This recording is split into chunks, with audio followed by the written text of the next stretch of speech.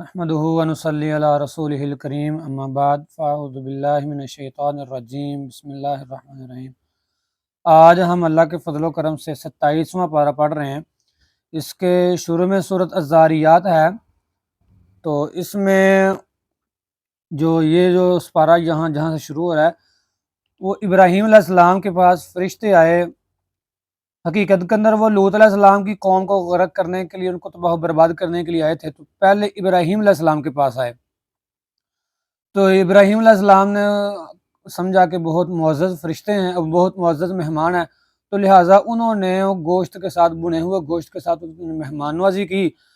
تو گوشت ان کے سامنے رکھا تو وہ فرشتوں نے نہ کھایا، تو ابراہیم علیہ السلام ڈر گئے کہ یہ اب پتہ نہیں اب کون سی مخلوق ہے، اب یہ کھا نہیں رہے۔ تو کہا ما خطبکم ایھا المرسلون، کیا ماجرا ہے تمہارا اے پیغمبرو، اے بھیجے ہوئے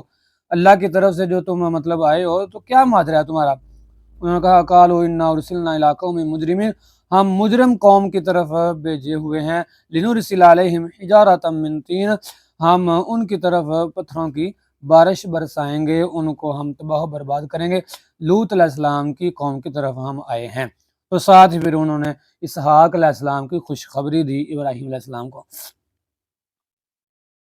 تو یہاں سے یہ پارہ شروع ہو رہا ہے۔ اس کے بعد اللہ رب العزت نے وہی عام قیامت والے دن دوبارہ اٹھائے جانے کی بات کی، وَالسَّمَاءَ بَنَيْنَاهَا بِأَيْدٍ وَإِنَّا لَمُوسِعُونَ، کہ آسمان کو ہم نے اپنے ہاتھوں سے بنایا بطور چھت، زمین کو ہم نے بطور فرش بنایا، تو لہٰذا ہر چیز کو ہم نے جوڑا جوڑا کر کے بنایا، ہر چیز کا ہم نے جوڑا بنایا، تو لہٰذا تمہارا ٹھکانہ اللہ ہی کی طرف ہے، تم نے لوٹ کر واپس اللہ ہی کی طرف آنا ہے، تو اللہ سے ڈر جاؤ اور ایک اللہ کی عبادت کرو۔ دیکھو اللہ رب العزت ایک اور مثال دے رہے ہیں کہ اللہ رب العزت فرما رہے ہیں کہ دنیا کے اندر جتنے بھی آقا ہیں، جتنے بھی مالک ہیں، بادشاہ ہیں، وہ اپنے غلاموں سے دھندا کرواتے ہیں، کام کرواتے ہیں، اس کے بعد پھر ان سے وہ مزدوری لیتے ہیں، پیسے لیتے ہیں، یعنی کام بھی کرواتے ہیں اور پیسے بھی لیتے ہیں۔ تو تم میرے سارے غلام ہو، میں تمہیں یہ نہیں کہتا کہ تم میرے لیے مزدوری کر کے تو میرے لیے پیسے لے کر آؤ، نہیں، بلکہ الٹا میں تمہیں خود رزق دوں گا۔ ان اللہ هو الرزاق ذو القوۃ المتین، اللہ رب العزت فرماتے ہیں میرے اور دنیا کے بادشاہوں میں فرق یہی ہے، دنیا کے بادشاہ وہ مزدوری کروا کے پیسے لیتے ہیں اپنے غلاموں سے، میں تمہارا آقا ہوں، تمہارا بادشاہ ہوں، تم میرے غلام ہو، مجھے تم سے کوئی پیسوں کی ضرورت نہیں، بلکہ میں الٹا خود تمہیں پیسے دے رہا ہوں، تمہیں رزق دے رہا ہوں، تمہارا کام یہی ہے کہ تم صرف اور صرف میری عبادت کرو، خالصتاً میرے لیے عبادت کو بجا لاؤ۔ تو یہ اللہ رب العزت ادھر یہ فرما رہے ہیں۔ اس کے بعد سورہ الطور ہے، طور یہ پہاڑ کا نام ہے، تو ادھر اللہ رب العزت طور پہاڑ کی قسم اٹھائی اور کتاب مستور کی قسم اٹھائی، چھپی ہوئی کتاب کی، اور بکھرے ہوئے ورقوں کی، اور بیت معمور کی قسم اٹھائی۔ بیت معمور نبی صلی اللہ علیہ وسلم نے فرمایا کہ جہاں پر بیت اللہ دنیا کے اندر، اسی کے اوپر بالکل اس کے اوپر آسمان کے اوپر بھی ایک بیت معمور ہے، اور فرشتے اس کا بھی طواف کرتے ہیں، روزانہ 70,000 فرشتہ اس کا طواف کرتا ہے۔ نبی صلی اللہ علیہ وسلم نے فرمایا کہ ایک اگر فرشتہ اس کو ایک مرتبہ موقع مل گیا ہے تو قیامت تک اس کو دوبارہ موقع نہیں ملے گا دوبارہ بیت معمور کا وہ طواف کر سکے۔ تو یہاں سے کچھ لوگ کہتے ہیں کہ زمین جو ہے نا وہ گول ہے، بالکل جتنا آسمان ہے اتنی ہی زمین ہے، یہ اس حدیث کو دلیل لیتے ہیں۔ بہرحال ان کا ایک اپنا اجتہاد ہے کہ جدھر بیت اللہ ہے ادھر ہی بالکل اس کے اوپر آسمان کے سینٹر میں، جس طرح زمین کے سینٹر میں بیت اللہ ہے، اس طرح آسمان کے سینٹر میں اوپر بالکل بیت اللہ کے اوپر ہی بیت معمور ہے۔ اس کے بعد اللہ رب العزت نے فرمایا کہ یہ ساری قسمیں اٹھانے کے بعد فرمایا ان عذاب ربک لواقع، یقیناً تیرے رب کا عذاب واقع ہونے والا ہے، ما لہ من دافع، اس کو کوئی دور نہیں کر سکتا۔ یوم تمور السماء مورا، آسمان جس دن وہ پھٹے گا، پہاڑ چلیں گے، تو اس دن کوئی پھر اللہ رب العزت کی بادشاہ کو جھٹلا نہیں پائے گا۔ اس کے بعد فرمایا کہ جب قیامت کا تذکرہ ہوگا اور قیامت آئے گی، قیامت برپا ہوگی، اور جنتی جنت کے اندر چلے جائیں گے، جہنمی جہنم کے اندر چلے جائیں گے، تو یہاں پر اللہ رب العزت نے جنتیوں کا تذکرہ کیا ہے۔ فرمایا والذین آمنوا واتبعتہم ذریتہم بایمان الحقنا بہم ذریتہم۔ اچھا نا، جنت کے اندر کچھ فرق ہوگا کہ جو بڑے لوگ ہوں گے وہ اوپر والے درجے میں ہوں گے اور چھوٹے لوگ وہ نیچے والے درجوں میں ہوں گے۔ تو اللہ رب العزت وہاں پر بھی رشتہ داریوں کو برقرار رکھیں گے۔ باپ اوپر والے بالا خانے میں ہے اور بیٹا وہ جو نیچے ہے، تو اللہ رب العزت فرما رہے ہیں کہ ہم بیٹوں کو یعنی چھوٹوں کو بھی بڑوں کے برابر کر دیں گے تاکہ وہ بھی ان کے برابر ہو جائیں، اور اللہ رب العزت فرمائیں گے کہ تم ادھر بھی اپنے رشتہ داریوں کو کا ایک الگ سے مزہ چکھو۔ تو یہ اللہ رب العزت کا بہت بڑا یہ بھی انعام ہے۔ تو فرمایا وَيَطُوفُ عَلَيْهِمْ غِلْمَانٌ لَّهُم، موتیوں جیسے چھوٹے چھوٹے بچے وہاں پر ان کی خدمت کریں گے جنتیوں کی، اور وہ بچے کبھی بھی بوڑھا نہیں ہوں گے، جوان نہیں ہوں گے، وہ بچے بچے ہی رہیں گے۔ اس کے بعد پھر اللہ رب العزت نے فرمایا کہ یہ جو لوگ کہتے ہیں نا کہ اللہ رب العزت نے ہمیں نہیں بنایا، بس ہم نے مر جانا، زندگی ہے یہ جی لو، 2-4 دن کی زندگی ہے، اس کے بعد ہم نے مر جانا اور مٹی کے اندر مل کر مٹی ہم نے ہو جانا، ان سے پوچھئے کہ فَلْيَأْتُوا بِحَدِيثٍ مِثْلِهِ إِن كَانُوا صَادِقِينَ، اگر تم سچے ہو نا تو پھر اس طرح کی کوئی بات لے کر آؤ کوئی، ہاں؟ اور ساتھ یہ قرآن کا چیلنج اللہ رب العزت نے کیا کہ اگر تم کہتے ہو کہ یہ قرآن اللہ رب العزت کی طرف سے نازل نہیں ہے تو پھر اس طرح کی کوئی بات، اس طرح کی کوئی ایک آیت لے آؤ، کوئی اس طرح کی ایک بات لے کر آؤ اگر تم اپنے وعدوں میں سچے ہو۔ ام خلقوا من غیر شیء ام هم الخالقون، تم خود پیدا کیے گئے ہو یا تم نے کسی کو پیدا کیا ہے؟ یعنی یہ ایک جو دہری ہے نا، آج کل کمیونسٹ قسم کے لوگ ہیں، اور جو کہتے ہیں کہ بالکل یہ کسی کو اللہ رب یہ زمین و آسمان خود بخود ہی بن گئے ہیں، زندگی خود بخود ہی بن گئی ہے، اور اس کے بعد ہم نے فوت ہو جانا ہے، اس کے بعد کوئی زندگی نہیں، کوئی دوبارہ نہیں اٹھایا جانا۔ یہ ان کے لیے ایک منہ توڑ جواب ہے کہ تم بتاؤ تم خود ہی پیدا ہوئے ہو یا تم نے اپنے آپ کو خود پیدا کیا ہے؟ اگر تم نے خود پیدا کیا ہے تو کہ اور اس طرح اپنے جیسا کوئی اور پیدا کر کے دکھاؤ۔ یہاں پر آ کر ان کی بولتی بند ہو جاتی ہے۔ تو اللہ رب العزت فرما رہے ہیں، اس کے بعد اللہ رب العزت فرما رہے ہیں کہ یہ جو ہے نا وَإِنَّ لِلَّذِينَ ظَلَمُوا عَذَابًا، یہ جو ظالم لوگ ہیں نا یہ اس دن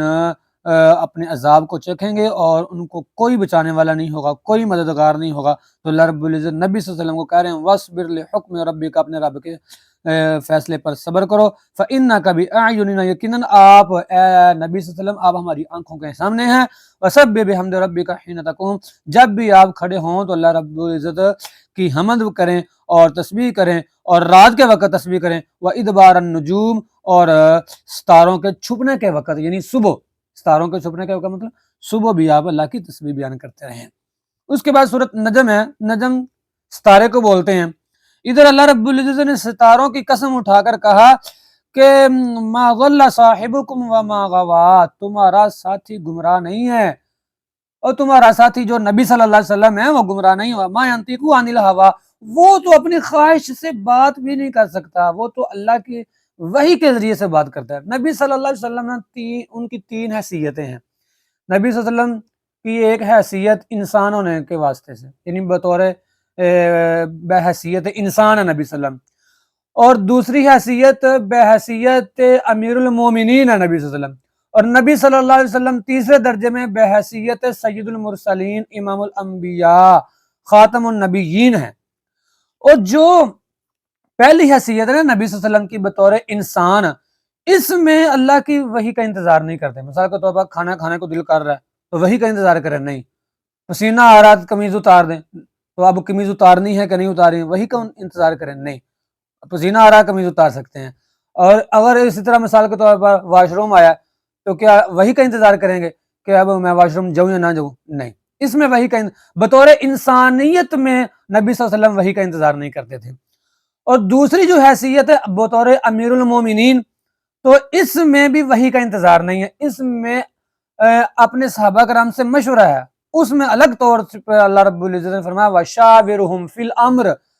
معاملہ کے اندر، دنیاوی معاملات کے اندر، جنگی معاملات کے اندر اپنے صحابہ کرام سے، اپنے ساتھیوں سے مشورہ کر لیا کر، مشورے کے اندر خیر ہوتی ہے،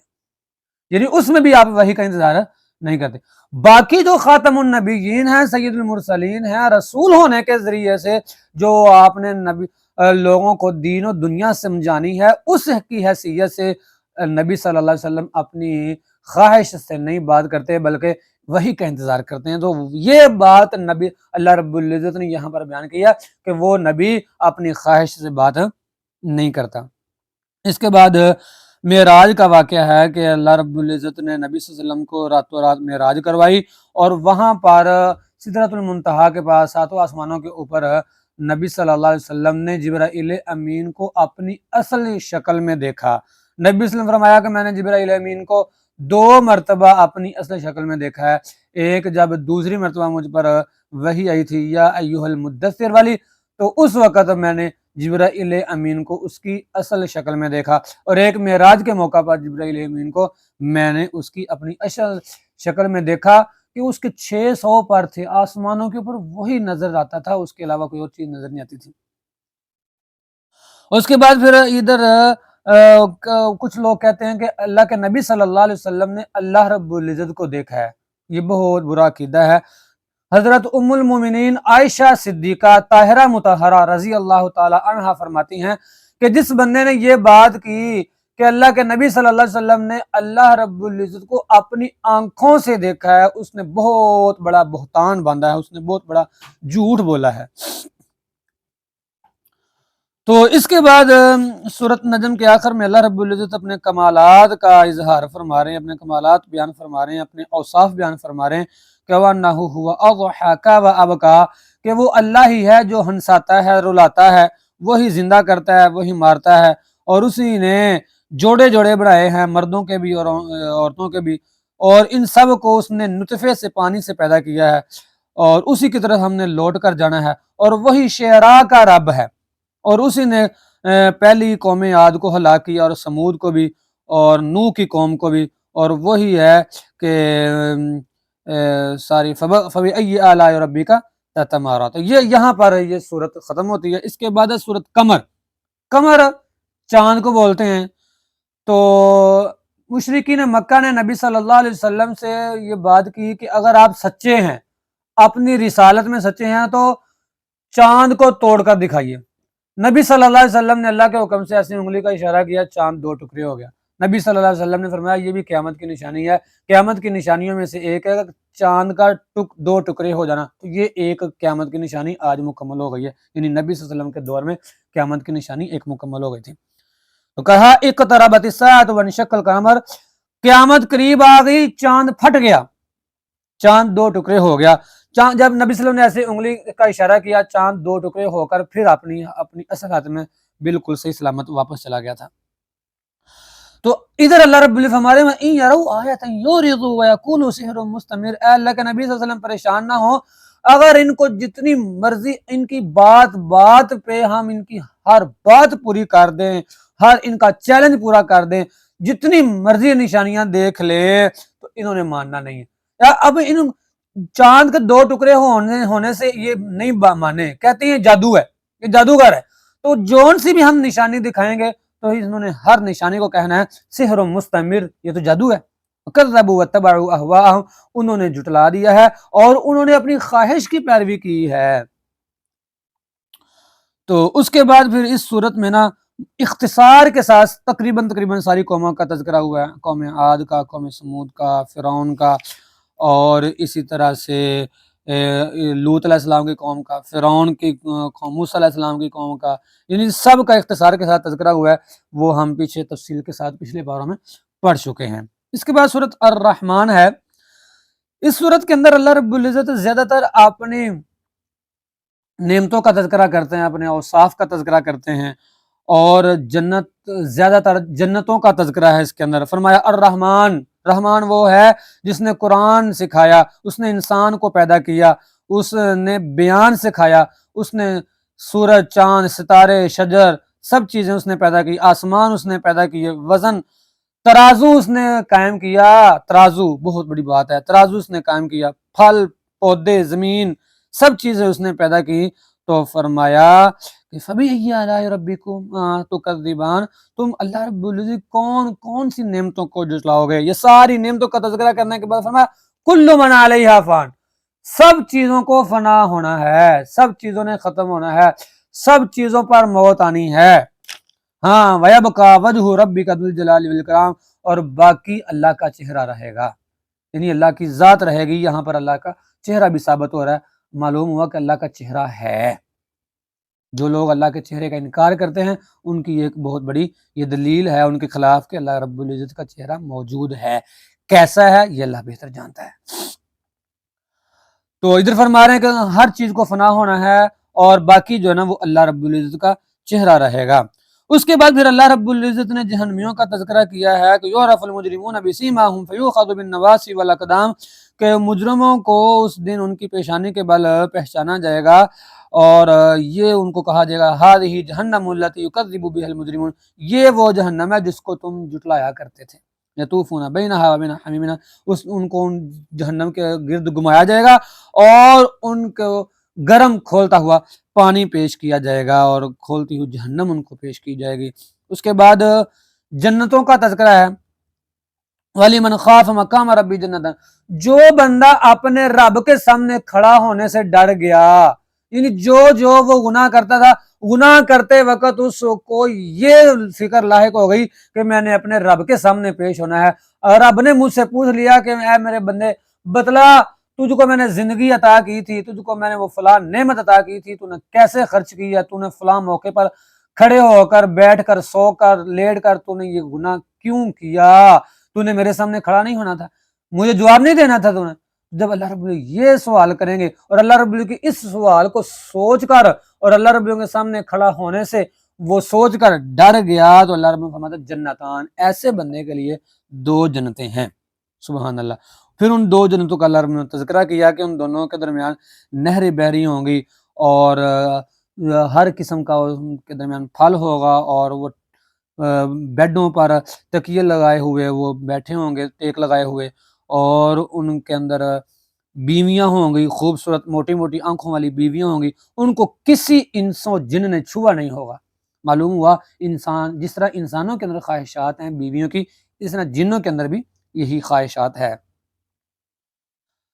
تو وہ بیویاں ایسی ہوں گی گویا کہ وہ یاقوت اور مرجان کے موتی ہیں۔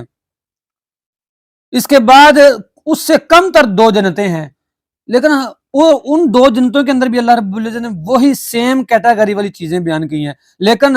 ہمارے دیکھنے میں وہی سیم ہے، لیکن نبی صلی اللہ علیہ وسلم نے فرمایا کہ ان دونوں میں فرق ہے، ان کی کیٹاگری میں فرق ہے، ان کے ذائقوں میں فرق ہے، ان کی کوالٹی میں فرق ہے، سیم وہی چیزیں ہیں۔ اس کے بعد سورۃ واقعہ شروع ہوتی ہے۔ سورۃ واقعہ، اس سورت کے اندر اللہ رب العزت نے تین گروہوں کا تذکرہ کیا، اور واقعہ یہ واقعی ہونے والی چیز ہے، اور وہ واقعی ہونے والی چیز کون سی ہے؟ جس طرح ہم اپنی زبان میں کہتے ہیں نا یہ واقعی حقیقتاً بات ہے، واقعی، تو قیامت کا تذکرہ بھی اللہ رب نے ایسے کیا، اذا وقعت الواقعہ، جب واقع ہونے والی واقع ہو جائے گی، مطلب قیامت، یعنی قیامت نے واقعتاً ہی واقع ہونا ہے، وہ آ کر ہی رہے گی۔ تو اس کے اندر اللہ رب العزت نے تین گروہوں کا تذکرہ کیا۔ پہلا ہے مقرب لوگ، والسابقون السابقون، جو ہر نیکی میں ایک دوسرے سے آگے بڑھتے تھے، ہر نیکی انہوں نے مطلب بڑھ چڑھ کر اس کے اندر حصہ لینا ہے۔ تو اللہ رب فرماتے ہیں اولئک المقربون، یہ میرے قریبی لوگ ہیں، فی جنات النعیم، یہ نعمت والی باغات میں ہوں گے اور تکیے لگائے ہوئے بیٹھے ہوں گے، اور ان کے درمیان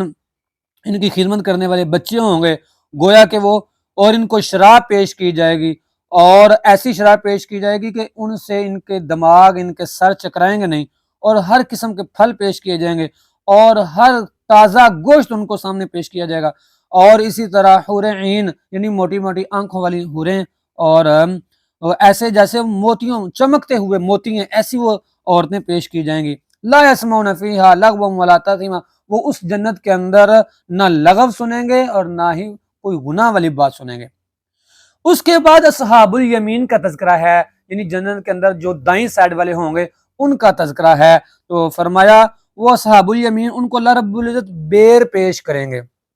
اسی طرح ان کو کیلے ملیں گے، لمبے لمبے سائے ہوں گے، اور ہر قسم کے پھل ہوں گے، اور اسی طرح ان کے لیے قالین بچھائے جائیں گے، فجعلناہن، اور ان کی کمواری عورتوں سے شادی کی جائے گی، اور ایسی وہ کمواری ہوگی کہ وہ ان کے ہم عمر ہوں گی۔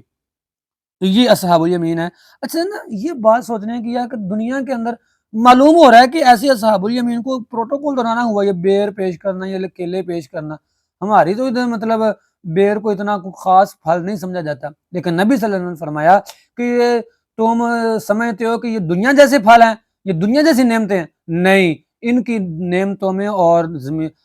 اس کے دنیا کی نعمتوں بہت زیادہ فرق ہے۔ وہ نعمتیں تو ایسی ہے کسی آنکھ نے ان کو دیکھا نہیں ہے، وہ نعمتیں ایسی ہیں ان کے بارے میں کسی کان نے سنا نہیں ہے، وہ نعمتیں ایسی ہیں ان کے بارے میں کسی زبان نے ان کا ذائقہ ابھی تک چکھا نہیں ہے، اور وہ نعمتیں ایسی ہیں کہ ان کے بارے میں کسی ذہن نے ابھی تک سوچا بھی نہیں ہے۔ یہ نبی صلی اللہ علیہ وسلم کے فرمان ہے جنتوں کو نعمتوں کے حوالے سے۔ اس کے بعد تیسرا گروہ ہے اصحاب الشمال، بائیں سائڈ والا، وہ جہنمی گروہ ہے۔ فرمایا فی سموم و حمیم و ظل من یحموم لا بارد ولا کریم، وہ جہنم کے اندر ہوگا، کھولتا ہوا پانی پیش کیا جائے گا ان کو، اور جہنم کے اندر ان کی چمڑیاں گل سڑ جائیں گی، اور کہا جائے گا تم یہی کہتے تھے نا اذا متنا وکنا ترابا، کیا جب ہم مر جائیں گے اور مٹی ہو جائیں گے، ہڈیاں ہماری گل سڑ جائیں گی، تو انا لمبعوثون، کیا ہم اٹھائے جائیں گے اس وقت؟ ہاں، تو یہ باتیں تم کرتے تھے، اب دیکھ لو، مزہ چکھو پھر۔ تو کہیں اب آباؤنا الاولون، اچھا کہتے تھے کہ بتلاؤ کہ ہمارے جو باپ دادا فوت ہو گئے ہیں وہ ابھی تک واپس آئے ہیں؟ اگر وہ ابھی تک نہیں نا واپس آئے تو ہم بھی واپس نہیں آئیں گے، ہم بھی نہیں اٹھیں گے۔ بتلاؤ، یعنی رسول بات کرتے تھے قیامت والے دن دوبارہ اٹھائے جانے گی، اور یہ جو عرب لوگ اپنے آپ کو دانشور سمجھتے تھے، یہ کہتے تھے کہ وہ قیامت نہیں آنی، اور ہم نے یہ دیکھو نا باپ دادا ابھی تک، ہم لکڑ دادا کتنے ہی ہم سے پہلے دنیا فوت ہو گئی ہے، وہ ابھی تک واپس نہیں آئی، اور ہم بھی نہیں آئیں گے، ہاں یعنی ہم بھی دوبارہ نہیں اٹھائے جائیں گے، جبکہ نبی وہ قیامت والے دن دوبارہ اٹھائے جانے کی بات کرتا تھا۔ اس کے بعد پھر اللہ رب العزت نے مزید اپنی نعمتوں کا تذکرہ کیا ہے، اور یہی بات سمجھانے کی کوشش کی ہے کہ تم نے دوبارہ اٹھایا جانا ہے تو اللہ رب العزت کے سامنے پیش ہو گئے، اس لیے اللہ سے ڈر جاؤ، جہنم سے ڈر جاؤ، اور رسول کی بات مان لو، اس کی اطاعت کر لو۔ اس کے بعد فرمایا فلا اقسم بمواقع النجوم وانه لقسم لو تعلمون عظیم انه لقرآن کریم، یہ قرآن کریم ہے، فی کتاب مکنون، یہ چھپی ہوئی کتاب میں ہے، لا یمسہ الا المطہرون، اس کو پاک ہستیاں ہی چھو سکتی ہیں۔ اب یہاں سے نا کچھ لوگ کہتے ہیں جی تیسرا تم نے نماز پڑھی ہے وضو کر کے، تو قرآن بھی وضو کر کے ہی پڑھنا چاہیے، قرآن کے قریب نہیں جانا جب تک تم نے وضو نہیں کرنا، یہ آیت بطور دلیل پیش کرتے ہیں، جبکہ اس آیت کے آگے پیچھے وہ فرشتوں کی بات ہو رہی ہے، قرآن کی بات ہو رہی ہے کہ قرآن کی جو اصل کاپی ہے، جو اوریجنل قرآن کی کاپی ہے، وہ کتاب مکنون میں ہے، یعنی لوح محفوظ میں ہے، اس لوح محفوظ کے اندر قرآن پاک کی جو اصل کاپی، اس کو چھونے کے لیے وہ مطہر لوگ ہی اس کو چھوتے ہیں، اور مطہر لوگ کون ہیں ادھر؟ وہ فرشتے ہیں، وہ ادھر فرشتوں کا تذکرہ ہو رہا ہے، لوح محفوظ کا تذکرہ ہو رہا ہے، جبکہ ہمارے لوگ وہ کہتے ہیں نا قرآن کو نہیں چھونا، حتیٰ کہ وہ کسی حدیث کی کتاب کو بھی وضو کے بغیر چھونے کی اجازت نہیں دیتے، نعوذ باللہ من ذالک۔ ہاں، نماز کے لیے وضو شرط ہے، قرآن کے لیے وضو شرط نہیں، اگر آپ کا وضو ٹوٹ گیا تو آپ اپنی تلاوت جاری رکھ سکتے ہیں، گناہ والی بات نہیں۔ ہاں، ادب یہی ہے کہ آپ وضو کر کے قرآن پڑھیں، ادب کا تقاضا ہے، لیکن گناہ گار کہنا یہ بات غلط ہے۔ جس طرح نماز بندہ وضو کر کے پڑھے، وضو کر کے نہیں پڑھے گا تو اس کی قبول نہیں ہوگی، گناہ گار ہوگا، اس طرح اگر قرآن بغیر وضو کے پڑھ لے تو گناہ گار اور قابل قبول نہ ہو، یہ بات غلط ہے۔ ادب کا تقاضا یہ ہے کہ پڑھنا چاہیے وضو کر کے، لیکن اگر کوئی ایسا نہیں کرتا تو اس کو مجرم اور گنہگار نہیں کہہ سکتے۔ اس کے بعد سورۃ حدید ہے، حدید کا معنی لوہا، تو اس صورت کے اندر لوہے کا تذکرہ ہے کہ لوہے کے ذریعے سے تلواریں بنتی ہیں، گنیں بنتی ہیں، اسلحہ کے طور پر استعمال ہوتا ہے، اس وجہ سے اس صورت کا نام سورۃ حدید ہے۔ اس کے شروع میں اللہ رب العزت اپنے اوصاف، اپنے کمالات اور اپنے صفت علم کا تذکرہ کرتا ہے کہ اللہ رب العزت وہ ہے جو زندہ کرتا ہے، مارتا ہے، وہی اول ہے، وہی آخر ہے، ظاہر ہے، باطن ہے، اور وہی ہے جس نے آسمان و زمین کو 6 دنوں میں پیدا کیا، اور وہ ہے جو چیز زمین کے اندر سے نکلتی ہے، زمین کے اندر داخل ہوتی ہے، آسمان سے اترتی ہے، آسمان کے اوپر چڑھتی ہے، سب چیزوں کو اللہ جانتا ہے، اور وہ وَهُوَ مَعَكُمْ أَيْنَمَا كُنتُمْ، تم جہاں بھی ہو وہ تمہارے ساتھ ہے۔ اللہ رب العزت ہمارے ساتھ ہے، کیسے ہے یہ اللہ بہتر جانتا ہے۔ تو اس کے بعد فرمایا کہ اپنے صدقہ و خیرات کے نا فضائل بیان کیے اللہ رب العزت نے، کہا کہ جس بندے نے فتح مکہ سے پہلے خرچ کیا تھا اس کا لیول اور ہے، اور جس نے فتح مکہ کے بعد خرچ کیا تھا اس کا لیول اور ہے۔ کیا مطلب؟ کہ فتح مکہ سے پہلے مسلمان کمزور تھے، تو جو بندہ کمزوری کی حالت میں کسی کی مدد کرتا ہے وہ بندہ یاد رہتا ہے، مشکل حالات میں جو کسی کی مدد کر دیتا ہے تو وہ تو یاد رہتا ہے نا پھر. اور اب فتح مکہ ہو چکا ہے, اب مسلمان کمزور نہیں رہے, اب مسلمان طاقتور ہو گئے ہیں, مال غنیمت ان کے پاس زیادہ آ رہا ہے, مالدار ہو گئے ہیں, تو اب تم جو صدقہ کر رہے ہو اس کی حیثیت اور ہے. ایک ہے مالدار پر خرچ کیا جائے اور ایک ہے جو بھوکے پر خرچ کیا جائے, دونوں میں فرق ہے. تو اس لیے ہمیں چاہیے کہ ہم اپنے صدقات کا ریٹ اچھا لگوائیں. جس طرح ہم کوئی مال مارکیٹ میں لے کر جاتے ہیں تو کوشش یہی ہوتی ہے کہ ہمارے مال کا ریٹ اچھا لگے. تو اس لیے ہماری کوشش یہی ہونی چاہیے کہ ہم جو صدقات و خیرات رمضان یا غیر رمضان میں کر رہے ہیں ان کا ریٹ اچھا لگے. وہ دیکھو نا, وہ ایک عورت بنی اسرائیل کے اندر ہے, ایک عورت نے کتے کو پانی پلایا دیا تو اللہ رب العزت نے اس کو بخش دیا. ہاں, تو نبی صلی اللہ علیہ وسلم نے پھر ایسے کوئی 10 کتے کیوں نہیں رکھے تھے کہ ان کو پلا کر مطلب پانی پلا کر جنت کے حقدار ٹھہرتے؟ صحابہ کرام کو کیوں نہیں بولا؟ وہ وجہ یہ تھی کہ وہ عورت, وہ جو کتا تھا وہ بہت زیادہ پیاسا تھا, حتیٰ کہ وہ مٹی چوس رہا تھا. تو اب زیادہ بھوکا تھا, زیادہ پیاسا تھا, تو اس لیے اس عورت نے وہ اس کی حالت پر ترس کھا کر اس کو پانی پلا دیا. اللہ رب العزت کو اس کا یہ عمل پسند آیا تو اللہ رب العزت نے اس کی بخشش کر دی. تو معلوم ہوا کہ جہاں پر زیادہ بھوک ہو, جو زیادہ محتاج ہو, اس کو دینا چاہیے. ایک ہے ہر بندہ ہی مانگ رہا ہے, اس کو آپ دے دیتے ہیں. اور ایک ہے سفید پوش جو اپنی عزت نفس کے ڈر سے وہ لوگوں کے سامنے ہاتھ نہیں پھیلاتا, آپ اس کو خرچ کریں. یہ وہاں پر خرچ کریں جہاں زیادہ بھوک ہے. ہم عام طور پر ہم معاشرے میں دیکھتے ہیں کہ ایک بھائی بہت زیادہ مالدار ہے اور ایک بھائی بیچارہ فقیر ہے, اور وہ مالدار آدمی بہت فلاح کا کام کر رہا ہے اور بہت مطلب بیواؤں کو اور بہت مطلب لوگوں کو اسکولوں میں خرچ کر رہا ہے, مدرسوں میں خرچ کر رہا ہے, لیکن اس کا اپنا گھر کا بھائی وہ مطلب فقیر ہے, اس کو نہیں دے رہا, جبکہ زیادہ ضرورت اپنے بھائی کو دینے کی تھی. تو اس لیے ہمیں چاہیے کہ ہم اپنے صدقات و خیرات کو وہاں پر خرچ کریں جہاں پر مطلب اس کا ریٹ زیادہ لگے, جہاں پر نیکیاں زیادہ ملیں. تو اس کے بعد اللہ رب العزت نے فرمایا الم یأن للذین آمنوا ان تخشع قلوبهم لذکر اللہ وما نزل من الحق, کیا ایمان والوں پر ابھی تک وہ وقت نہیں آیا کہ ان کے دل اللہ کا ذکر کرتے ہوئے, اللہ کو یاد کرتے ہوئے اللہ سے ڈر جائیں, اللہ کو یاد کریں اور ساتھ ساتھ ان کے دل ڈریں؟ کیا ان کا یہ ابھی تک وقت نہیں آ پایا؟ یہ آیت جب پڑھی نا تو فضیل بن عیاض ایک بہت بڑا ڈاکو تھا, انہوں نے یہ آیت سن لی. تو وہ چوری کرنے جا رہے تھے, تو کہیں پر نا وہ کوئی مطلب قرآن پڑھ رہا تھا, جس گھر میں وہ چوری کرنے جا رہے تھے وہاں سے نا کوئی بندہ گھر میں بیٹھ کر یہ تلاوت کر رہا تھا, تو اس نے یہ آیت پڑھی. تو کہتے ہیں نعوذ باللہ, یہ آیت تو اللہ رب ایسے ہی جیسے مجھے کہہ رہے ہیں کہ ابھی تک وہ وقت نہیں آیا کہ مسلمان اللہ سے ڈر جائیں. میں تو اللہ سے نہیں ڈرا ہوا. تو لہٰذا وہ فضیل بن عیاض وہ حرم کے اندر آ گئے. حرم کے اندر آ کر انہوں نے رو رو کر اللہ سے دعائیں کی, اتنی عبادت کی کہ آج دنیا اس کو ڈاکو کے نام سے نہیں جانتی, اس کو عابد الحرمین کے نام سے جانتی ہے. کہ اگر کسی سے بھی پڑھے لکھے آدمی سے پوچھیں عابد الحرمین کون ہے تو وہ کہے گا فضیل بن عیاض. یعنی اتنی انہوں نے حرم کے اندر بیٹھ کر عبادت کی کہ آج ان کو ڈاکو کے نام سے نہیں عابد الحرمین کے نام سے جانتی ہے.